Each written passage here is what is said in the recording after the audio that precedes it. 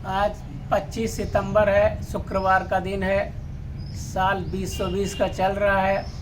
आज सुबह सुबह ही मेरी इच्छा हुई कि महाराज जी श्याम साधु महाराज, जो कि प्रकृति के प्रेमी हैं, संपूर्ण चराचर के साथ दिन रात सेवा के कार्य में लगे रहते हैं, पूरे संसार के कल्याण के काम के लिए महाराज जी लगे रहते हैं। इनके दर्शन की इच्छा हुई, सुबह सुबह ही मैं आपके पास आ गया। बहुत सारी चीज़ों पे महाराज जी के साथ चर्चा हुई। महाराज जी के जीवन को तो मैं देखता हूँ, वैदिक जीवन है आपका, जो वेद में लिखा है कि मनुष्य कैसा होना चाहिए, मानवता के लिए क्या करना चाहिए, मनुष्य कैसे होते हैं, वो जो समस्त कार्य हैं मानवता के, महाराज जी सुबह से शाम तक करते रहते हैं। पूरा जीवन ही महाराज जी ने इस सेवा के लिए अपना अर्पण कर दिया है। बहुत सारे लोग आजकल, बहुत सारे संत महात्मा, बहुत सारे संगठन हैं, वो दुनिया से पैसा लेते हैं, बहुत सारी चीज़ें लेते हैं, तब उसमें से अपना जीवन भी चलाते हैं और तब वो जाके थोड़ी बहुत सेवा कर पाते हैं। जबकि महाराज जी ने बिना किसी से लिए हुए, बिना किसी से मांगे हुए, अपने ही संपत्ति से मानवता की सेवा के लिए, प्राणी मात्र की सेवा के लिए अपना जीवन न्यौछावर कर दिया।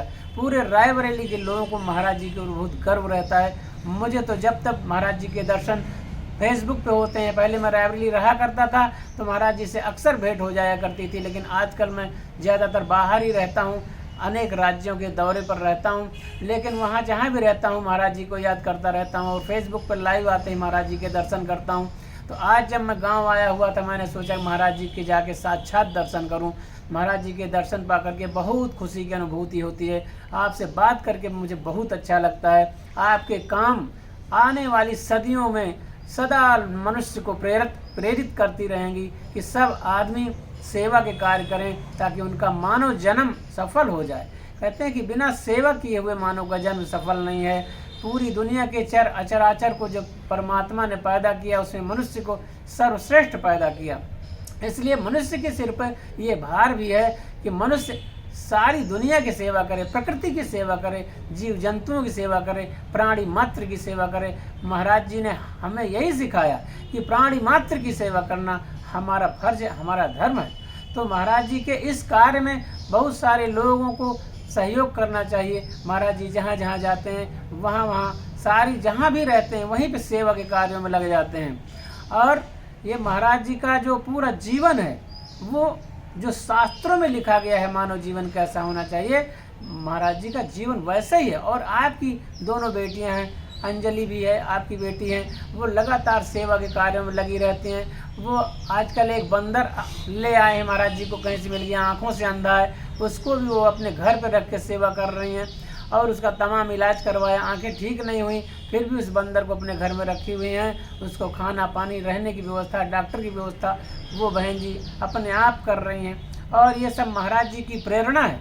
आपकी दोनों बेटियां भी महाराज जी के कार्यों को आगे बढ़ा रही हैं। इसी प्रकार से हम सब लोगों को भी चाहिए कि जहाँ भी हम लोग रहें, मानवता की सेवा, प्राणी मात्र की सेवा, प्रकृति की सेवा करते रहें। बहुत सारे लोग महाराज जी को बहुत सारा धन देने का प्रयास करते हैं, मगर आजकल महाराज जी ने सारे लोगों से कह दिया कि मुझे धन मत दो, मुझे सामान मत दो, इस धन से और सामान से आप लोग सेवा करो।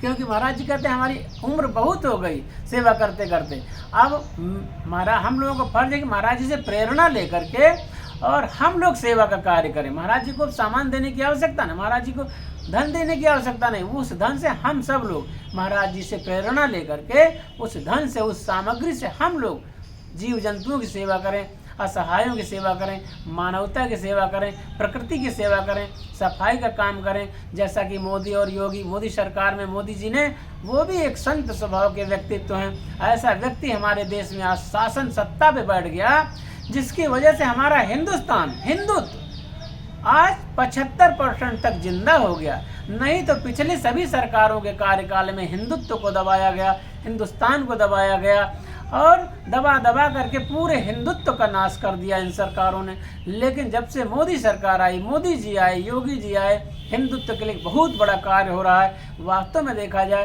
तो हिंदुत्व एक सभ्यता है, हिंदुत्व एक धर्म है, हिंदुत्व एक विशेषता है यहाँ के लोगों की। और हिंदू का मतलब होता है बहुत श्रेष्ठ, जो किसी की हिंसा न करें, वही हिंदू है। और अरबिक जगत में, अरब लोगों में, फारसी लोगों में गुबुल हिंदू उनके साहित्य में बार बार आया है। गुबुल हिंदू का मतलब होता है श्रेष्ठ मानव।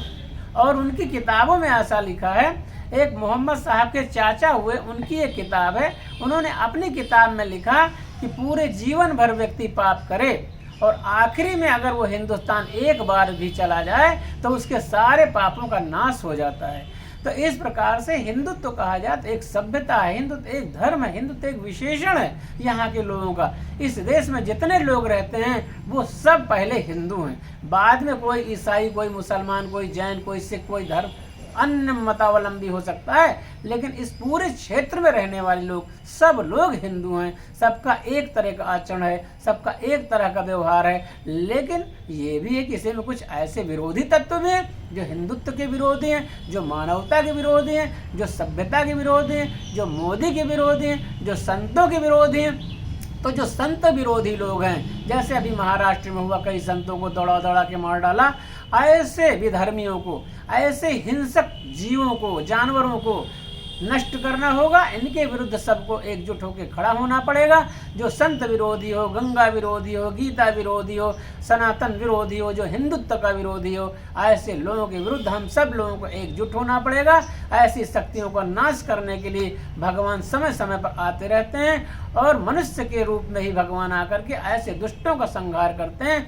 इसलिए हम सब लोग मिलकर के भगवान से आराधना भी करें और ऐसे कार्य में हम सब लोग मिलकर के महाराज जी जैसे लोगों का समर्थन करें, इनका सहयोग करें, ताकि हिंदुस्तान की प्रगति हो, हिंदुत्व की बढ़ोतरी हो और मोदी सरकार लगातार बनी रहे, ताकि हमारा देश लगातार विकास के पथ पर आगे बढ़ता जाए। इसलिए हम सबका ये भी कर्तव्य है कि मोदी जी को हर तरह से हम लोग समर्थन देते रहें और महाराज जी के जैसे जितने भी लोग काम कर रहे हों, जहाँ भी लोग ऐसे मिले, इनका भी हम लोग समर्थन करें। न समर्थन करें तो कम से कम संतों की हम बुराई न करें, उतना ही बहुत बड़ा कार्य है। लेकिन यहाँ तो संतों की बुराई करने वाले लोग भी पैदा हो गए, जो संत विरोधी हो गए। वास्तव में ये संत विरोधी लोग दुष्ट हैं, राक्षस हैं। ऐसे लोगों का संहार आज नहीं तो कल होना ही होना है। तो यह इतनी सारी बातें कहने के बाद हम राम राम, महाराज जी प्रणाम। ओम।